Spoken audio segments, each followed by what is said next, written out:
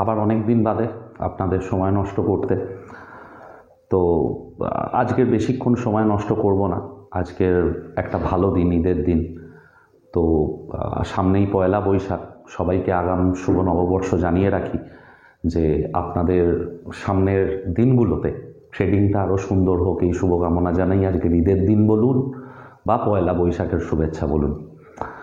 তো আজকের থাম্বনেলটা দেখে দুটো জিনিস বুঝতে পেরেছেন যে অ্যাকচুয়ালি আজকে দুটো জিনিস নিয়ে আলোচনা করব। তার মধ্যে প্রথমটা অবভিয়াসলি আমাদের যেটা মেন জিনিস সুইং ট্রেডিং, সেটাকে নিয়ে। এবার সুইং ট্রেডিংকে নিয়ে যখন আমরা আলোচনা করব আজকের, প্রথমেই একটা জিনিস বলি যে লাস্ট 2 সপ্তাহ আগে যখন আমি লাস্ট ভিডিওটা করেছিলাম, তখন নিফটি নিয়ে আমার ভিউ দেওয়া ছিল যে নিচে 21,800, ওপরে 22,500, আর 22,500 টপকালে আমরা 23,500-র দিকে এগোবো। বাজার এখনও অবধি সেই প্যাটার্ন ফলো করছে। ব্যাঙ্ক নিফটি 48,500 মেজর রেজিস্ট্যান্স ছিল, সেটাকে টপকেছে। তো আগামী দিনে বা এপ্রিল মাসটা আমরা কিন্তু বাজারে একটা মোটামুটি ভালোই থাকবে এক্সপেক্ট করতে পারি। বাজার খারাপ কিছু দেখছি না। 19শে এপ্রিল থেকে ভোট শুরু হয়ে যাবে, প্রথম দফার ভোট। তো আমি বলেছিলাম যে ভোটের স্ট্র্যাটেজি, বাট জুন মাসে ভোটের স্ট্র্যাটেজি আমরা বসাতে পারছি না। তার একটাই রিজন যে লিকুইডিটি ইস্যু হচ্ছে, কারণ প্রচুর ক্লায়েন্ট প্রচুর ফান্ড নিয়ে রেডি। তো লিকুইডিটি ইস্যু হলে কখনো কিন্তু ট্রেড বসানো যায় না, প্রবলেম হয়। এবার ব্যাপারটা হচ্ছে যে এটা তো গেল যে আগে কি বলেছিলাম বা কি করতে চলেছিলাম বাট করতে পারিনি। এই মুহূর্তে দাঁড়িয়ে বাজার যেটা মনে হচ্ছে, বা একটা খুব সিম্পল স্ট্র্যাটেজি বলে যাব, এটাকে বাজারে যদি ফলো করে চলতে পারেন, হয়তো আপনাদের যে স্টক সিলেকশনের ব্যাপার বা কোন সময় কোন ধরনের শেয়ারগুলো পয়সা দেবে, সেই জায়গাটা থেকে কনফিউশন অনেকটা কেটে যাবে।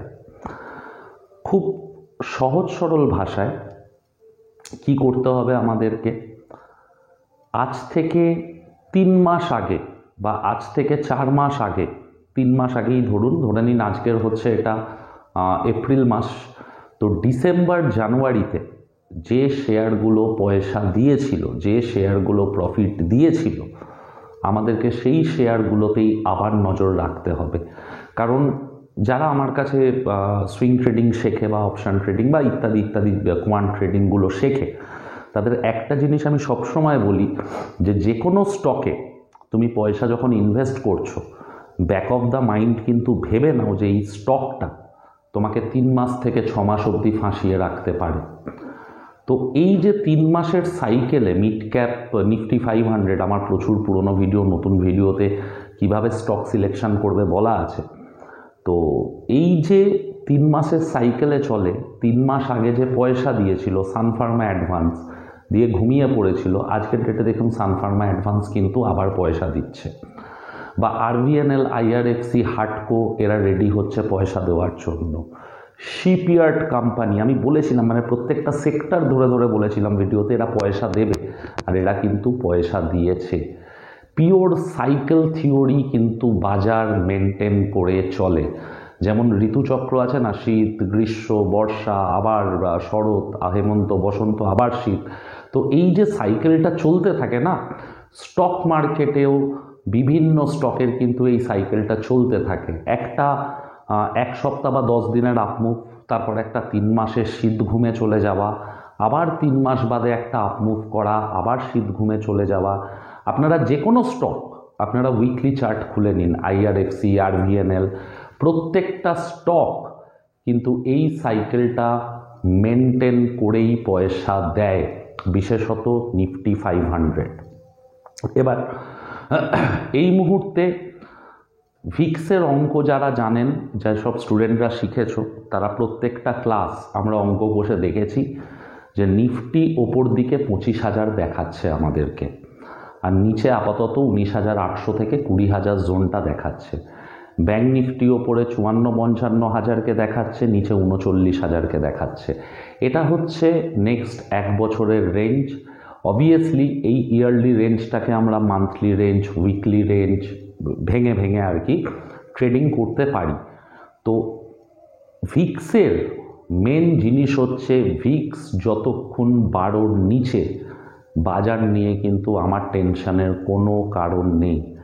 যে মুহূর্তে ভিক্স 12 ওপরে চলে গেল বা 14 ওপরে গেল, আমার কাছে অ্যাকচুয়াল ভিক্সের রেড সিগন্যালটা হচ্ছে যখন ভিক্স 16 ক্রস করে। তো যে মুহূর্তে ভিক্স 16 ক্রস করলো আমাকে কিন্তু বাজারে সাবধান হতে হবে, ওটা আমার জন্য red flag. India Vicks Google search করে তার ভ্যালু দেখাটাকে প্র্যাকটিস করুন। 16 ওপরে ভিক্স যাওয়া মানে কিন্তু আমাকে বাজারে সাবধান হতে হবে, আমার যে স্টকগুলো কেনা রয়েছে সেগুলো থেকে আমাকে বেরোতে হবে। ঠিক তেমনই যখনই ভিক্স বাড়তে শুরু করবে আপনাকে কিন্তু অপশান পয়সা দিতে শুরু করবে, কারণ ভিক্স মানে কি? ভোলাটিলিটি, ওপর নিচের মুভমেন্ট। তো আমরা ইন জেনারেল কি দেখি যে ভিক্স যত বাড়ে তত কিন্তু out of the money option পয়সা দেয়। যারা অপশান ট্রেডিং করেন তারা অতি অবশ্যই ভিক্সের দিকে কিন্তু নজর রাখুন।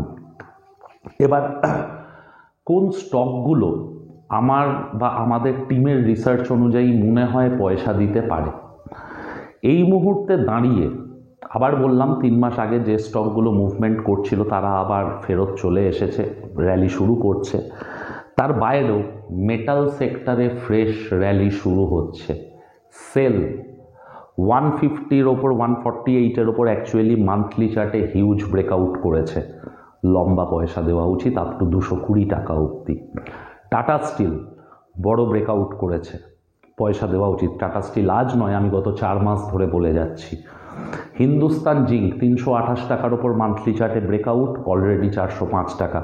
যারা আমাদের আমাদের লার্নিং গ্রুপে আছে, যেখানে আমরা আমাদের থটগুলোকে শেয়ার করি ফ্রি গ্রুপে, সেখানে সবাই জানে যে হিন্দ জিঙ্ক আমরা 336-এ কিনতে বলেছিলাম, বা এক্সাইড ব্যাটারিকে 380-তে কিনতে বলে 400 টাকায় প্রফিট বুক করেছিলাম। তো এক্সাইডের চার্টে যদি আমরা যাই, এক্সাইডের চার্ট কিন্তু অসাধারণ, 448 টাকা অবধি যেতে পারে। গোদরেজ প্রপার্টিজ, আবার বলছি গোদরেজ প্রপার্টিজ উইকলি মান্থলি চার্টে এত বড় ব্রেকআউট আছে, আপ টু 4000 টাকা অবধি যেতে পারে। নকরি.com, গোদরেজ প্রপার্টিজ, নকরি.com, আইসিআইসিআই প্রুডেন্সিয়াল, এক্সাইড, সেল, এই প্রত্যেকটা স্টকে নজর রাখুন। এরা রেডি হচ্ছে আপনাকে নেক্সট 1 মাসে বড় পয়সা দেওয়ার জন্য। এটা গেল হচ্ছে মার্কেটের ভিউ। আজকের খুব ছোট করে সারার টার্গেটে রয়েছি, অনেকদিন কোনো ভিডিও করা হয়নি। অবভিয়াসলি একটু রিকোয়েস্ট করব, প্লিজ শেয়ার করবেন যদি ভালো লাগে। এবার কথা হচ্ছে পরিশ্রমের কোনো বিকল্প নেই, আমার কাছে কোনো দিন ছিল না, আমার কাছে আজও নেই। কোনো শর্টকাট হয় না। আমি 5 বছরে একটা বড় টাকা রোজগার করব, আর সেটা আমি দুটো ইউটিউব ভিডিও দেখে বা দুটো শর্টকাটে দুটো স্টককে খুঁজে বার করে করবো, এটা কিন্তু হয় না। তো এই যে 3 মাস আগে কারা বেড়েছিল, তারা আজকের ডেটে তাদের চার্টগুলো কেমন, আবার তারা বাড়বে কি না দেখা, অবভিয়াসলি আপনাকে একটা খাটনি খাটতে হবে। আর বিশ্বাস করুন, পরিশ্রমের ফল খুব মিষ্টি হয়। তো একটু খাটুন। কিছু কিছু স্টকের নাম আমি বলে দিলাম, এবার সব স্টকের নাম তো আমার মাথাতেও সবসময় মুখস্থ থাকে না। মোটামুটি স্ট্রাকচার যেটা দেখছি তাতে কিন্তু এই স্টকগুলো যেগুলো অলরেডি ব্রেকআউট করে গেছে, বড় মুভমেন্টের জন্য রেডি হচ্ছে উইথ ভলিউম। আমি বলে দিলাম 5টা স্টক। পিএসইউ ব্যাংকে র্যালি আসছে, প্রাইভেট ব্যাংকে আইসিআইসিআই ব্যাংক খুব ভালো জায়গায় আছে, নজর রাখুন। ভিক্স এই মুহূর্তে ভ্যালু হচ্ছে 11.11। ভিক্স যতক্ষণ 12-র নিচে, আবার বলছি, আমাকে বাজার নিয়ে ভয় পাওয়ার কোনো কারণ নেই। যে মুহূর্ত থেকে ভিক্স 14-র ওপর গেল বা 16-র ওপর গেল, আমায় কিন্তু রেড ফ্ল্যাগ দেখাচ্ছে, বাজার থেকে এক্সিট নাও। তো বাজারের এই ডেটাগুলোতে নজর রাখা অভ্যেস করুন, পিসিআর, ভিক্স। কারণ কোয়ান্ট ট্রেডিং, আমি বারবার বলছি, পৃথিবীর সমস্ত বড় বড় হেজ ফান্ডরা কিন্তু এই ডেটার ওপর অঙ্ক কষে তারা ট্রেডিং করে। তো কোয়ান্ট ট্রেডিংয়ের একটা ইম্পর্টেন্ট পার্ট হচ্ছে কিন্তু ভোলাটিলিটি। সেটা স্টকের ক্ষেত্রেও প্রযোজ্য, সেটা নিফটির ক্ষেত্রেও প্রযোজ্য, সেটা ব্যাঙ্ক নিফটির ক্ষেত্রেও প্রযোজ্য। তো এই জিনিসগুলোকে নিয়ে একটু ঘাঁটাঘাঁটি করুন, একটু শেখায়। আমি সবসময় যেটা বলি, শেখায় জোর দিই, টাকা পয়সা এমনিই চলে আসবে। ওই 3 ইডিয়েটের আমির খানের গল্পের মতন, যে কাবিল হতে হবে আর কি আগে। তো এটা গেল ওভারঅল আমার মার্কেটের ভিউ। কোনো খারাপ দেখছি না। নিফটি 23,500 দেখতে পাচ্ছি। ব্যাঙ্ক নিফটি আপাতত এপ্রিলে 51,000 যেতে পারে, 51,000 অবধি আশেপাশে। মে মাসটা কিন্তু খুব ডেঞ্জারাস মাস হতে চলেছে। প্রথম কথা, বাজারের নিজস্ব কিছু নীতি আছে। তার মধ্যে একটা হচ্ছে, যখনই কোনো মাস 5 সপ্তাহের হয় সেই মাসে কিন্তু বাজার পয়সা নেয়, পয়সা দেয়, সব রকম খেলা খেলে, ওপর খেলবে, নিচ খেলবে। আর 19 এপ্রিল থেকে যখন ভোট শুরু হয়ে যাবে, মে মাসটা কিন্তু পুরো ভোটের হাওয়া চলবে। আর 4 জুন ভোটের রেজাল্ট, তারপর কিন্তু আমরা এক্সপেক্টেড বড় আপ মুভ বা ডাউন মুভ দেখব। খালি এই মুহূর্তে দাঁড়িয়ে আমার একটা জায়গাতেই প্রবলেম হচ্ছে, সেটা কি, অপশান প্রাইসে স্টেবিলিটি নেই। আর এই জিনিসটা কিন্তু আমি দেখেছি বাজারে আগেও মিলিয়ে, বা আমি যেটা বলি ভ্যালু ইনপুটের কথা, এটা কিন্তু দুর্ধর্ষ কাজ করে। যেমন স্টেবিলিটি নেই বলতে, আজকের ডেটে দাঁড়িয়ে ধরুন নিফটি হচ্ছে 22,750 বা 700। আপনি জুন মাসের নিফটির অপশান দেখতে চলে যান 22,700। 22,700 কল দেখবেন হয়তো 800 টাকা চলছে, 22,700 পুট চলছে 400 টাকা। একই পয়েন্টে দাঁড়িয়ে কিন্তু মোটামুটি সেম টাইম ভ্যালু থাকা উচিত। একটু ওপর একটু নিচ ঠিক আছে, কিন্তু কল 800, পুট 400, 400 টাকা টাইম ভ্যালুর ডিফারেন্স, এটা কিন্তু চূড়ান্ত ইনস্টেবল সিচুয়েশান। এই জায়গাটাতে একটু আমার খচখচ করছে, এটা একটা পয়েন্ট। 2 নম্বর পয়েন্ট হচ্ছে, মেটাল স্টক বাড়া মানে কিন্তু ভোলাটিলিটি আজ না হোক কাল বাড়বে। কারণ ভিক্স বাড়ার সবচেয়ে বড় ইন্ডিকেটার হচ্ছে মেটাল স্টকের আপ মুভ করা। আপনারা দেখবেন রিসেন্ট টাইমে ভিডিএল, হিন্দালকো সবাই কী লেভেলে আপ মুভ করেছে। তো এই যে ভিক্সের বাড়া, আর ভিক্সের বাড়া মানেই নিফটির পড়া, তো সেক্ষেত্রে আবার ভিক্স বাড়বে কেন, ভিক্সের বাড়ার ইন্ডিকেশান দিয়ে দিচ্ছে কিন্তু মেটাল স্টক। তো ওভারঅল একটু সাবধানে কাজ করুন। অত্যধিক কোয়ান্টিটি নেওয়ার দরকার নেই। আগে হয়তো কোনো শেয়ার কিনলে 20,000, 25,000 টাকার কিনতেন বা 10,000 টাকার কিনতেন। যে যত টাকার শেয়ার কিনতেন একটু টাকাটাকে হাফ করে দিন। মানে 10,000 টাকার কিনলে এখন এই সিচুয়েশানে দাঁড়িয়ে আমি 5,000 টাকার করব। 1 নম্বর জিনিস, প্রচুর মানুষের সঙ্গে যোগাযোগ হচ্ছে। লাস্ট আমরা যে শর্ট কোর্স চালু করেছিলাম 1,000 টাকা 2,000 টাকায়, অভিজিৎ দা স্পেশালি তোমাকে থ্যাঙ্কস, অনির্বাণ দা তোমাকে থ্যাঙ্কস, যে তোমাদের মেসেজগুলো কনফিডেন্স বাড়ায়। যে যখন তোমরা মেসেজ করো যে মাত্র 4টে ক্লাস করে তোমরা নিজেদের কনফিডেন্সে 11%, 12% প্রফিট কামাচ্ছ একটা সিঙ্গেল ট্রেড থেকে, তো কোথাও না কোথাও দাদা সেটা করে যে না, হয়তো অনেক জায়গাতে আমাদের ভুল ত্রুটি আছে, কিন্তু শেখানোর জায়গাটাতে আমরা ফাঁকিবাজি করছি না। তো যাই হোক, তো এই মুহূর্তে দাঁড়িয়ে এই পয়েন্টগুলোকে মাথায় রেখে কাজ করতে হবে। মানি ম্যানেজমেন্টটাকে একটু আবার সাজিয়ে নিতে হবে। প্রচুর স্মল ক্যাপ স্টক সেবির রিপোর্ট দিতে বলার পর মিউচুয়াল ফান্ড হাউসগুলোকে নিচে এসেছে। মুম্বাইতে মহাদেব বেটিং স্ক্যাম ইত্যাদি ইত্যাদি। আরেকটা জিনিস জাস্ট খালি আমি মনে করাবো, কিছুদিন আগে আমি কিছু অ্যাপ সম্বন্ধে বলেছিলাম যারা মান্থলি 8%, 11% ফরেক্স ট্রেডিংয়ের নামে পাবলিকের থেকে টাকা তুলছে। রিসেন্ট আমার কাছে খবর এসে গেছে, আমার ক্লায়েন্টদেরও পয়সা ওখানে লাগানো রয়েছে, তারা কিন্তু আর ইন্টারেস্ট পাচ্ছে না, ক্যাপিটালও তুলতে পারছে না, ইন্টারেস্টও পাচ্ছে না। আপনাদের এক্সপিরিয়েন্সটা কি আপনারা অবশ্যই জানাবেন। এটা ভাববেন না আপনারা বোকা হলেন। হয় আমাদের প্রয়োজন আছে, আমরা সংসারটাকে ভালোভাবে চালাতে চাই, তো এর মধ্যে বোকা হওয়ার কিছু নেই। যে 2 পয়সা এক্সট্রা রোজগার হলে, মানে 2 পয়সা এক্সট্রা রোজগার করতে চাওয়াটা কোনো পাপ নয়। ফ্যামিলিটাকে ভালো রাখার জন্যই আমরা এদিক সেদিক একটু ইনভেস্ট করি, যে 2 পয়সা যাতে বেশি আসে। তো তাতে আর যাই হোক না কেন, সেটাকে আমি মানে নিজেকে ভাববেন না যে আমি বোকা, তাই আমি আমার এক্সপিরিয়েন্সটা শেয়ার করব না। সেম রিসেন্ট টাইমে একজনের সঙ্গে আবার যোগাযোগ হয়েছে, যারা ইনডোরের ফোন, উত্তরপ্রদেশের ফোন দিনে 35,000 কামিয়ে দেবো, 40,000 কামিয়ে দেবো, এসব ভুলভাল কথা বলে একজনের প্রায় 10 লক্ষ টাকা, একজন সামান্য মানুষ, সে ব্যাংক লোন করে ট্রেডিং করে সেও 10 লক্ষ টাকা হারিয়েছে 2 মাসে। প্লিজ বলবো, এই মানুষগুলো বারবার এসে হয়তো আমাকে ঘটনাগুলো শেয়ার করছে, তাদের নাম আমি ধরবো না। এরকম কিছু হয় না বস, বারবার একটা কথা বলে যাব, যদি সত্যি এরকম কিছু হতো সে সারাদিন বসে আপনাকে ফোন করতো না, ট্রেডিং করতো। আমার কাছে যদি একদম সিম্পল বলি, আমি একদম স্ট্রেট কথা বলতে ভালোবাসি, যে আমার কাছে যদি এমন কোনো স্ট্র্যাটেজি থাকতো ইউটিউবে যেগুলো পাওয়া যায়, স্ক্যাল্পিং ফ্যাল্পিং ইত্যাদি, যে আমি 5,000 করে ডেলি কামাবো, আমি তো বলেছি বারবার আমি আমার ঘর বাড়ি বেচে পয়সা লাগাবো। কিচ্ছু হয় না, পরিশ্রমের কোনো বিকল্প নেই। মিউচুয়াল ফান্ড 20 বছরে দেয়, আপনি 10 বছর খাটুন, হয়তো সেম রোজগারটা করে নেবেন। ভিডিও থাম্বনেলে আর একটা ইম্পর্টেন্ট জিনিস বলা আছে, আমরা মধ্যবিত্তরা অনেক বিষয় কিন্তু খোঁজখবর রাখি না। তার মধ্যে একটা জিনিস হচ্ছে সুইপ ইন সেভিংস অ্যাকাউন্ট। প্রত্যেকটা ব্যাংকের কিন্তু আজকের ডেটে দাঁড়িয়ে এই সুবিধাটা আছে যে একটা সার্টেন অ্যামাউন্টের পর তারা কি করে, ধরে নিন আপনার অ্যাকাউন্টে 50,000 টাকা পড়ে আছে, ওরা আপনার 50,000 থেকে সাপোজ 5,000 টাকা সেভিংসে রাখবে, 45,000 টাকা ফিক্সড ডিপোজিট করে দেবে, ব্যাংক করে দেবে, যদি আমি সুইপ ইন সেভিংস অ্যাকাউন্ট খুলি।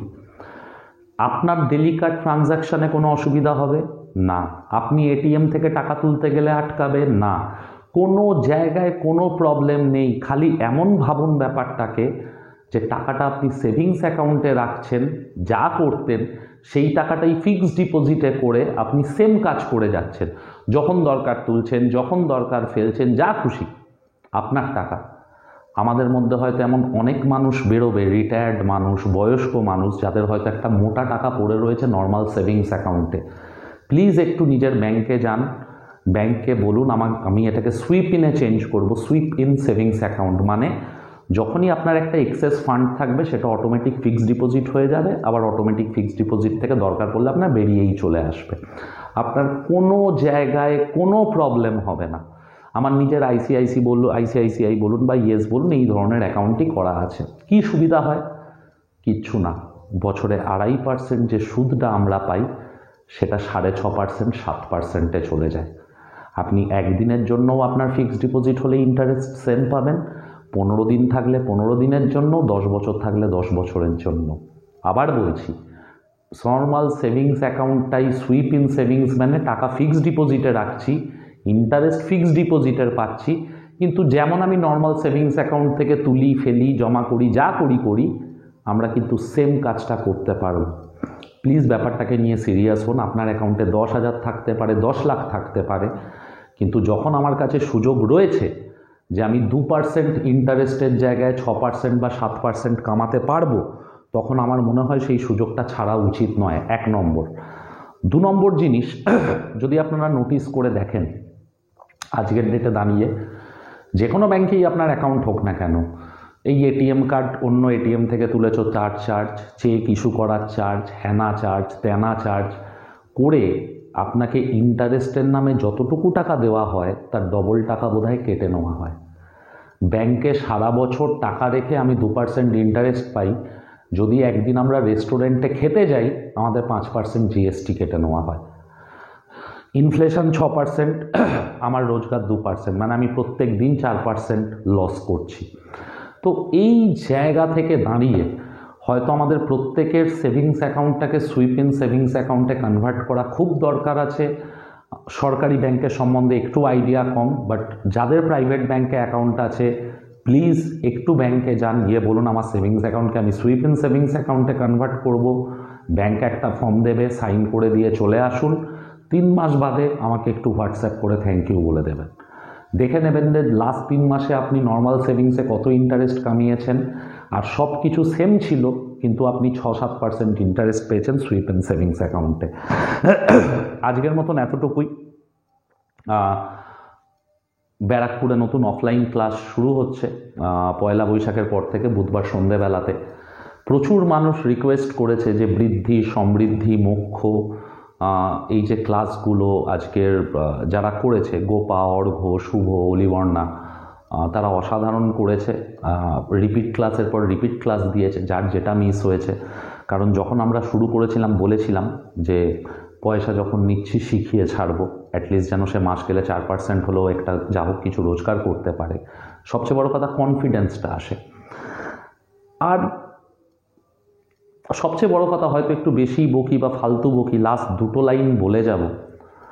যখন এত মানুষ এই কোর্সগুলো করতে এসেছে বা রিসেন্ট টাইমে প্রচুর মানুষ আর কি এই কোর্সগুলো চালু করার পর বা তাদের ফিডব্যাক পাওয়ার পর প্রচুর মানুষ অনলাইনে জয়েন করছে, মানে ডাইরেক্ট আমার কাছে করবে বলে, তো সত্যি আমরা সামলাতে পারছি না অফলাইন অনলাইন মিলিয়ে। তো একটা জিনিস কি বলুন তো, একটা খুব ভুল ধারণা মানুষের মধ্যে দেখছি। ইউটিউবের ভিডিও দেখে দেখে কিছু মানুষ আছে 6টা 8টা কম্পিউটার লাগিয়ে দেয়, কি করে তারা নিজেরাও জানে না, কিন্তু সাধারণ মানুষ কনফিউজড হয়ে যাচ্ছে, তারা ভাবছে এই জিনিসটা কি নাকি হাতি ঘোড়া ব্যাপার। বিশ্বাস করুন, 22টা বছর কম বেশি ভালো খারাপ শেয়ার মার্কেটের সঙ্গে অনেক প্রেম ভালোবাসা ঝগড়াঝাঁটি সব করেছি। বাজার ডিফিকাল্ট নয়, খুব সিম্পল জিনিস। ভালো শেয়ার কম দামে কেনো, যেমন বাজারে গিয়ে আপনি সবজি মাছ ভালো করে চেক করে দরদাম করে কেনেন। আপনি যেমন বাজারে আলু কিনতে যাওয়ার জন্য 10টা কম্পিউটার ঘরে লাগানো নেই, শেয়ার মার্কেটের জন্য লাগে না। ভিউ বাড়ানোর জন্য, ডলার কামানোর জন্য এসব নাটকগুলো ঠিক আছে, বাট প্লিজ এইসব চক্করে পড়বেন না। জিনিসটা খুব সিম্পল থাকতে দিন। সমস্যাটা কোথায় হয় তাহলে, মানুষ কেন লস করে? তার কারণ হচ্ছে আমরা রিয়েল লাইফে যেটা করি, শেয়ার মার্কেটে তার উল্টো কাজ করি। যে মানুষটাকে আমি দেখেছি যে বাজারে গেলে রসুন 500 টাকা কেজি 50 গ্রামের বেশি কিনছে না, কারণ সে জানে কালকের রসুনের দাম 500 থেকে আবার 250-তে চলে আসবে, আমার বাড়ির জন্য যতটুকু দরকার ততটুকুই কিনবো, বারবার এই উদাহরণগুলো আমি দিই। সেই মানুষটাই শেয়ার মার্কেটে এসে 20 টাকার একটা শেয়ারকে 200 টাকা দামে কিনছে। এই জিনিসটা কেন হয় আমি সত্যিই বুঝতে পারি না। যে মানুষটার রিয়েল লাইফে প্রচণ্ড ধৈর্য, সেই মানুষটাই শেয়ার মার্কেটে এসে একটা স্টকে পয়সা লাগিয়ে 5 মিনিট অন্তর অন্তর জিজ্ঞাসা করছে কত বাড়ছে। আমি সবসময় বলি যে একটা মিউচুয়াল ফান্ডের ম্যানেজারের 10,000 কোটি 20,000 কোটি 50,000 কোটি লাগানো আছে, এত বড় ফান্ড সে সামলায়, সে দিনের শেষে নিশ্চিন্তে ঘুরে বেড়ায়। আমরা 2,000 টাকা লাগিয়ে প্রত্যেকটা সেকেন্ডে ফোন খুলে খুলে চেক করছি। আমি জানি আমাদের পয়সা কষ্টের পয়সা, বা চলে যাওয়ার ভয় আছে, দরকার আছে সংসারের, কিন্তু তার সাথে এটাও মাথায় রাখতে হবে, বড় কিছু ভালো কিছু কখনো রাতারাতি হতে পারে না। আর যেটা রাতারাতি হয় সেটা আপনি সামলাতে পারবেন না বা থাকবে না। আমি আপনাকে রাতারাতি 4তলা বাড়ি বানিয়ে দেবো, একটা ঝড় হবে, সেই বাড়ি কিন্তু ধুলোয় মিশে যাবে। খাটুন, শিখুন, পরিশ্রম করুন, স্টক খুঁজে পাবেন, ট্রেড করুন, পয়সা কামান, সবচেয়ে বড় কথা ধৈর্য ধরুন। 20% হচ্ছে আপনার লার্নিং, বাকি 80% কি? আপনার ডিসিপ্লিন, আপনার ধৈর্য, আপনার মানি ম্যানেজমেন্ট আর আপনার পরিশ্রম করার ক্ষমতা। এই 4টে জিনিস যদি ঠিক থাকে, আপনি কিন্তু পয়সা কামিয়েই নেবেন এই বাজার থেকে, আজ না হোক কাল। অনেক ধাক্কা খেয়ে শেখা জিনিসগুলো। আর আপনাদের সময় নষ্ট করব না। পয়লা বৈশাখ আবার শুভ নববর্ষ ভালো করে কাটান। আর প্লিজ, যদি ভালো লাগে, যদি কিছু শেখার মতো ভ্যালু ইনপুট থাকে, প্লিজ ভিডিওটাকে শেয়ার করবেন। থ্যাংক ইউ, ভালো থাকবেন।